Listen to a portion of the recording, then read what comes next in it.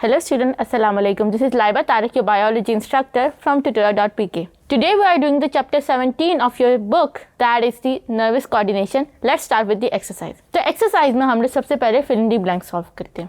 First fill in the blank is the neurotransmitter molecule bind to the receptor on the dash membrane at the synapse. तो synapse पे जिस membrane के साथ bind होते हैं उसको हम लोग post synaptic membrane कहते हैं.